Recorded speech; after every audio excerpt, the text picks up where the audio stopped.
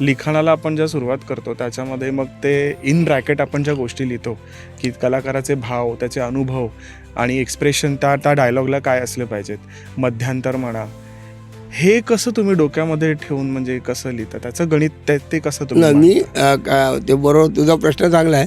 मी ज्यावेळी लिहायला सुरुवात केली ना, मी नुसतं लिहित गेलो. हां. आणि नंतर ते नाटक कमलाकर बोरकर माझा मामे भाऊ ॲक्च्युली नात्याने, अच्छा. पण माझ्यापेक्षा खूप अनुभवी, त्याची 40 नाटकं बाजारात होती त्यावेळेला. ओके. तेव्हा मी पहिलं नाटक लिहिलं. तर ते नाटक त्यांच्या वाचनामध्ये आलं. तर त्या माणसाने मला आपल्या घरी तेव्हा ते दादरला गोखलेवाडीत राहायचे. अच्छा. घरी बोलवलं आणि मी गेलो.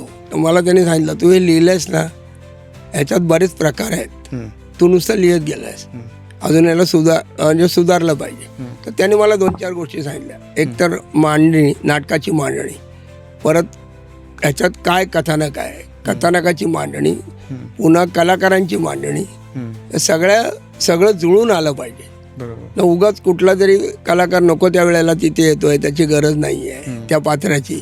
ते पात्र का आलंय, कशासाठी आलंय, हे सुद्धा लेखकाला माहीत पाहिजे स्वतःला, तेव्हा तो नीट लिहू शकतो. कथा कशी आहे, कथा कुठे वळवायची आहे, ह्या सगळ्या गोष्टी त्या माणसाने मला सांगितल्या.